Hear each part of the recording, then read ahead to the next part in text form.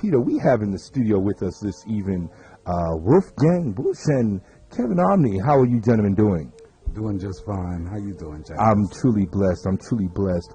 And you're here today to talk to us about a new production, a new documentary featured film. Tell me about it. Well, how do I look? You look great. Oh. And how do I look? You look fine, baby. Well, thank you. And Wolfgang, you look lovely as well. And how do we look together? We look absolutely fabulous. Tell us about how do I look, and where did it start from? Where was it conceived from?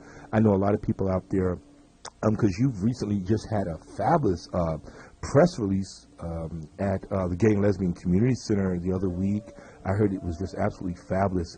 But tell us about how do I look and what that whole piece is about. Wolfgang? Well, it's become an empowerment project by making it political to help to empower the ball community. And by doing so, the follow-up and where Paris is Burning left off the documentary. We call it actually edutainment docu-feature film. Okay. Because it has plenty of education in an entertainment form, and therefore it makes it a documentary feature film. Okay. And on Wednesday, we had our first investor showcase. That's what I personally called it. We had sent out a press release, and Jack Schlegel from Our Professionals and the Gay and Lesbian Community Services Center had sponsored the event for us to start creating awareness of this empowerment project. And we had a great turnout, and I'm very pleased with how the event went. But we can talk some more about it later. Sure.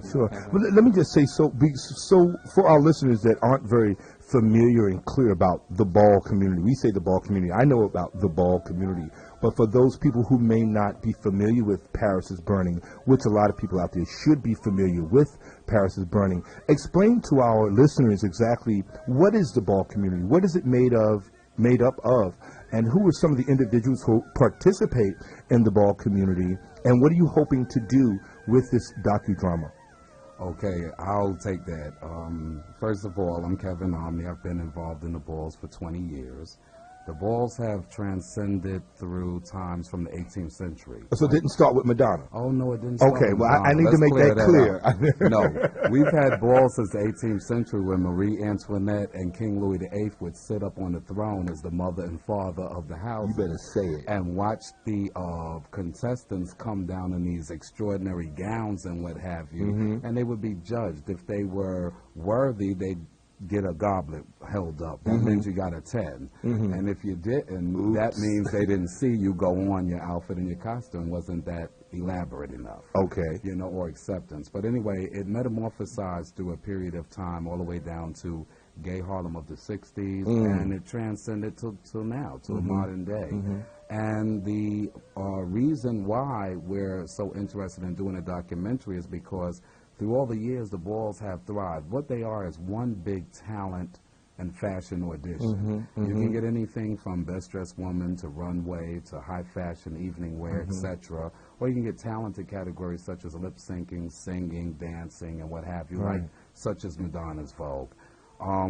It's been noted by many celebrities from Queen Latifah to Madonna to Iman Beverly Johnson, Pee Wee Herman, Cindy Crawford, and Cyndi Lauper, who have actually assisted us and supported us throughout some of the ball events that we have given. Yeah, we had a ball called the Love Ball. We did 1 and 2, and we had nothing but celebrities helping us to raise money for AIDS. The ball community within itself, besides it being a audition and talent, what I call a big agency or a big audition, it's actually a way of life for many people. Right. And with that in mind, you know, these people have, including myself, have went on and continued and, you know, did what we had to do to make it work and entertain people. It's a part of the entertainment industry as well as the fashion industry. They model behind many of the designers.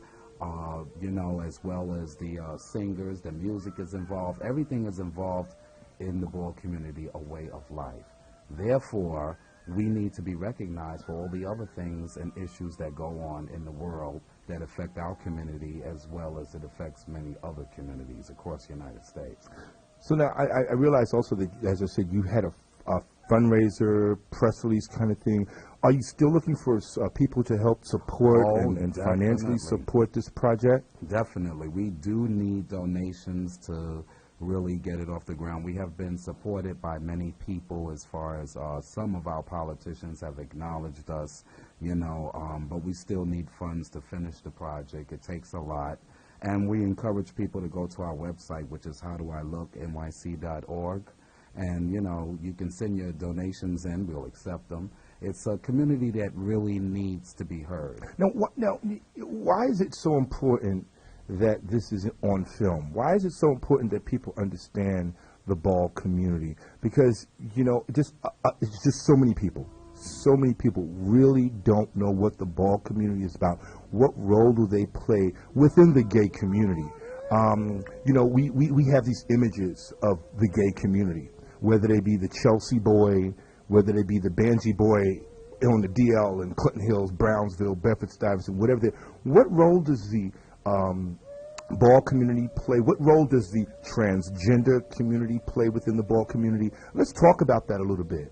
Wolfgang? Yeah, artistically it really comes down to getting the recognition and the respect that any artist deserves. My background growing up and being born and raised in Germany, I've had experience touring in Europe, and getting the respect that the artists have received in Europe, and then coming to this country, seeing what kind of disrespect and racism was amongst artists, that really started getting me, making me an activist, and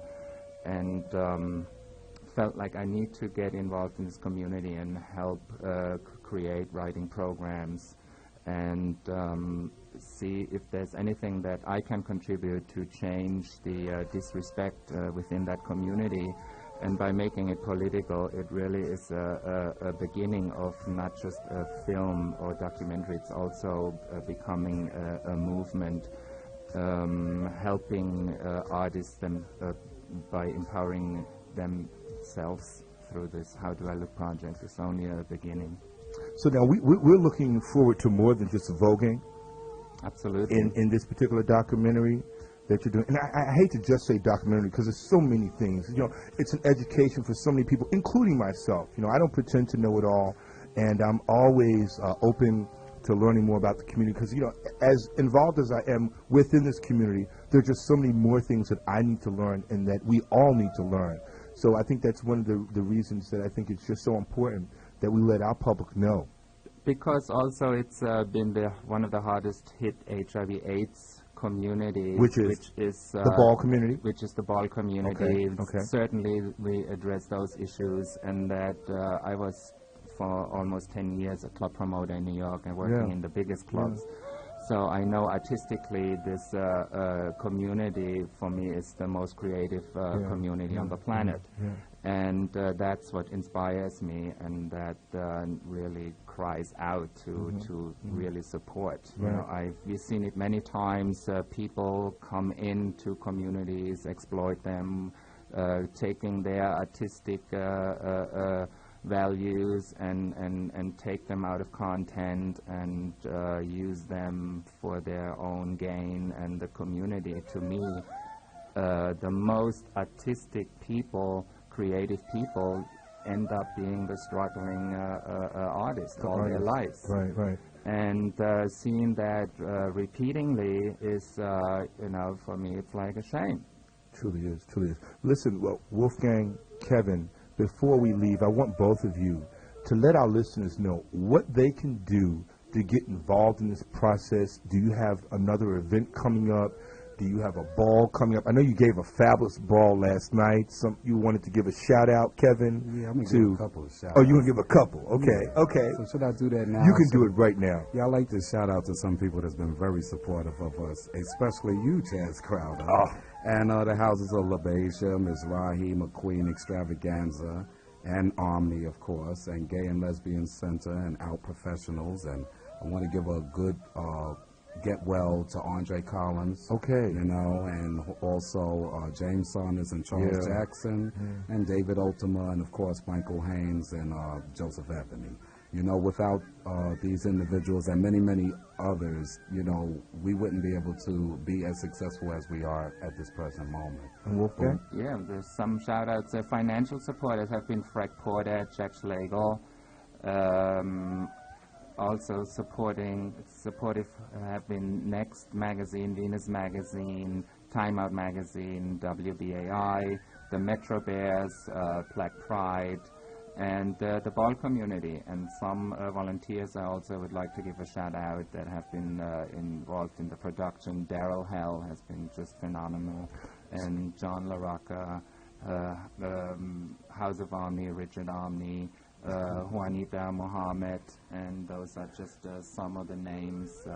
Now, you said something about financial support. So once again, are you telling our listeners that your group, your organization, are still looking for... The purpose of that meeting on Wednesday was to let the community know that we are looking for production funds. Okay. And that was the purpose, start getting the word out, and we have some nice interest. Miramax Film has requested a package, Urban World,